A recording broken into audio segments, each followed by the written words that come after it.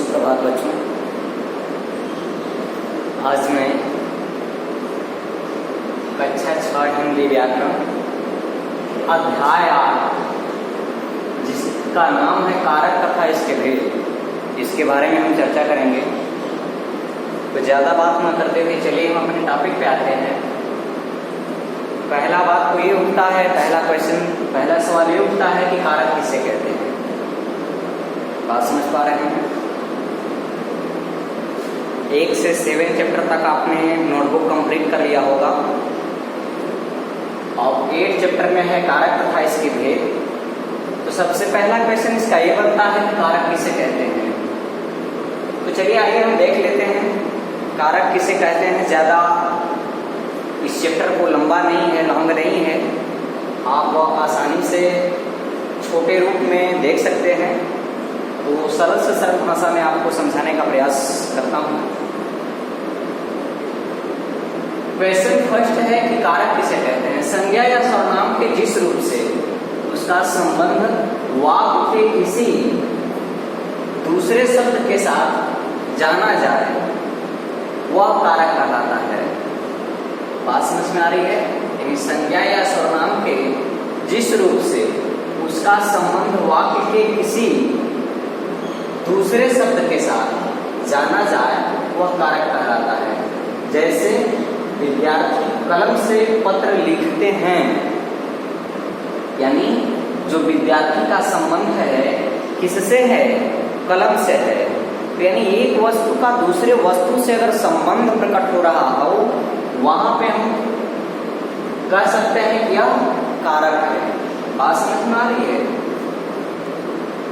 अब आता है कारक के प्रकार। यही सबसे महत्वपूर्ण है जो मैंने आपको यह विभक्तियां और चिन्ह मैंने बताया है, यही सबसे महत्वपूर्ण है।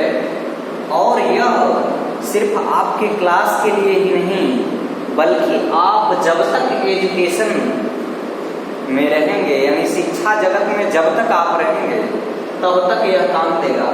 चाहे आपका वह हाई स्कूल हो, इंटर हो, ग्रेजुएशन हो, बीए, बीकॉम, बीएससी, यानी जो भी कर रहे हैं उसमें सभी में यह काम आएगा।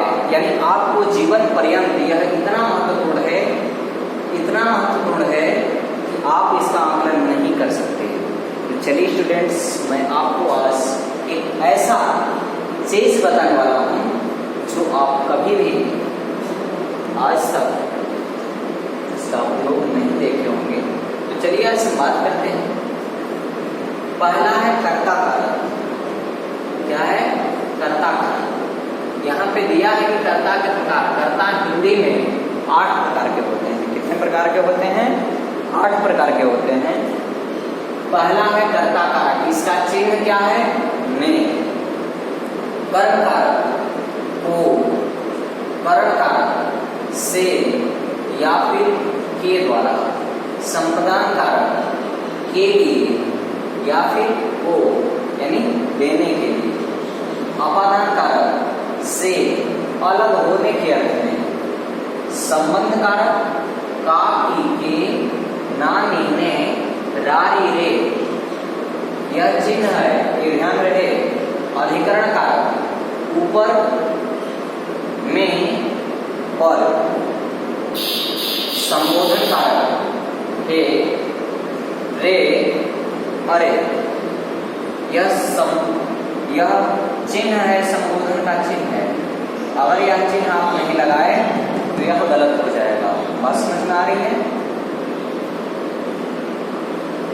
अब हम आगे बात करते हैं। इसी को समझाने का प्रयास करता हूं मैं। इतना आपने जाना, इसी को प्रयास करता हूं समझाने का। बस इतना ही महत्वपूर्ण है। इसी को मैंने रिपीट किया, आपको दोहराया हूं। तो आप ये मत समझिए कि यह चैप्टर बहुत लंबा है, सिर्फ इतना ही है। अगर यही समझ में आ गया यह चैप्टर समाप्त हो गया। सिर्फ यही 8 कारक जो हैं, यही 8 कारक और इसके चिन्ह के बारे में अगर आपको पता चल गया तो यही चैप्टर समाप्त हो गया। इसी को मैं बताने का, लिख करके प्रयास किया हूँ समझाने का। तो चलिए देख लेते हैं कि कर्ता कारक। अब बात आती है कर्ता कारक किसे कहते हैं या क्या होता है।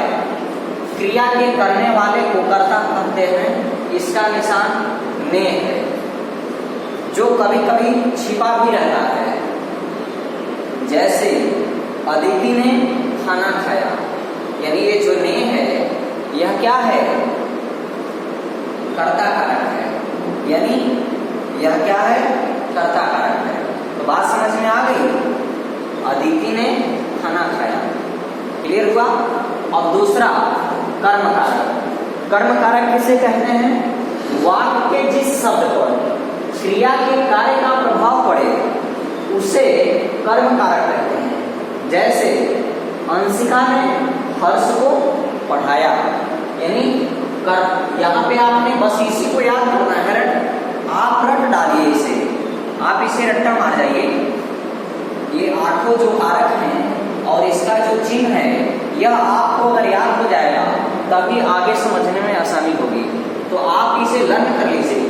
कर्ता ने कर्म को करण से के द्वारा संप्रदान के लिए अपादान से अलग होने, संबंध का लीजिए नानी में रारी दे, अधिकरण ऊपर में पर, संबोधन है वो अरे।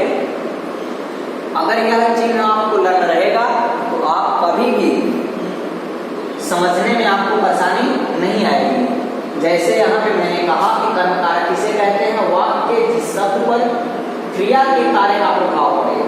क्रिया यानी करने वाले को कर्ता कहते हैं, क्रिया करने वाले को कर्ता कहते हैं, यानी कर्ता के द्वारा जिस कार्य पर प्रभाव पड़े उसे कर्म कारक कहते हैं। जैसे अंशिका ने हर्ष को पढ़ाया, यानी सब्जेक्ट इसमें अंशिका है, अंशिका ने, यह क्या है, कर्ता कारक है। हर्ष को, तो यानी यह जो हर्ष है यह सब्जेक्ट हुआ, यानी सब्जेक्ट ये आपका अंशिका ने हुआ और ऑब्जेक्ट क्या हुआ, हर्ष को पढ़ाया। बात समझ में आ रही है। तो सब्जेक्ट को ही हम कर्म कारक कहते हैं, यानी हर्ष को, ये जो वो है यह क्या है, कर्म कारक है। अब आगे बढ़ते हैं कर्ण कारक। जिसकी सहायता से कोई कार्य किया जाए उसे कर्ण कारक कहते हैं। जिसकी सहायता से कोई कार्य किया जाए उसे हम कर्ण कारक कहते हैं। जैसे पुलिस ने बंदूक से चोर को पकड़ा, यानी बंदूक से, यानी बंदूक के द्वारा चोर को पकड़ा गया। अगर बंदूक पुलिस के पास नहीं रहता तो वह चोर भाग गया होता, नहीं पकड़ा गया होता। बात समझ में आ रही है।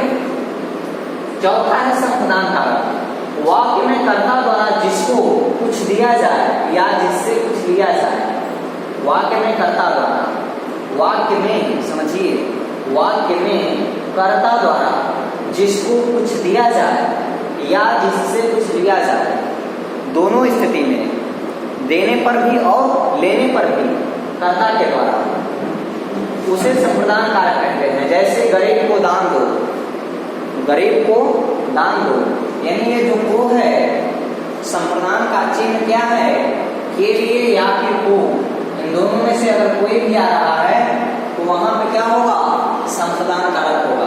यानी ये जो को है यह क्या है, संप्रदान कारक है। बात समझ में आ रही है।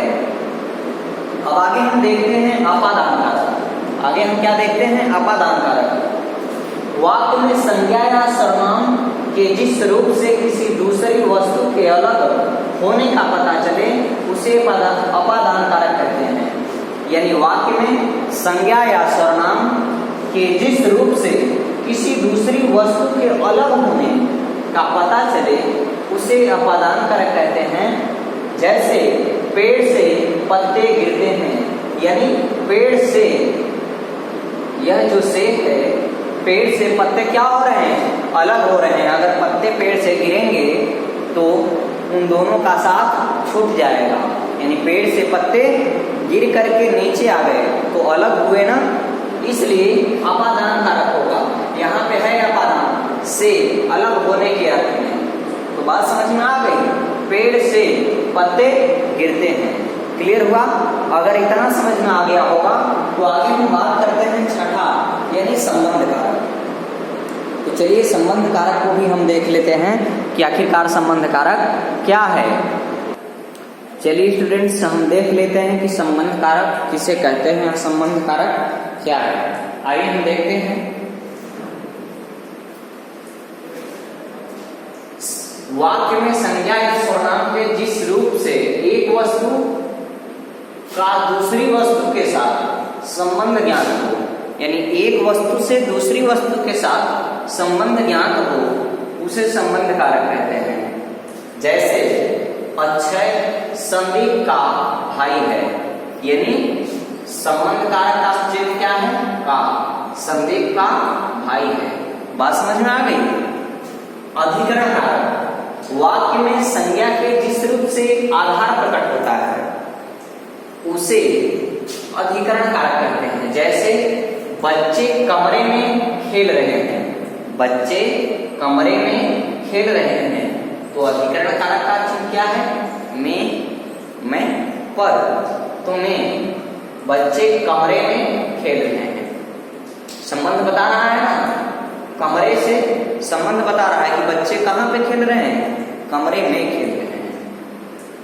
अब लास्ट हम देखते हैं संबोधन कारक।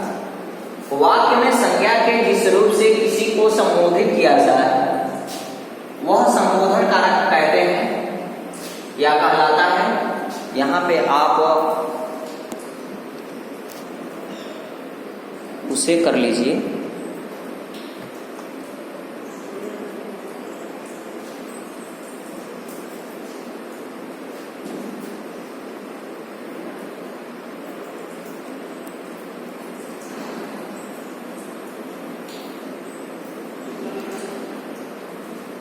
यहाँ पे उसे कर लीजिए।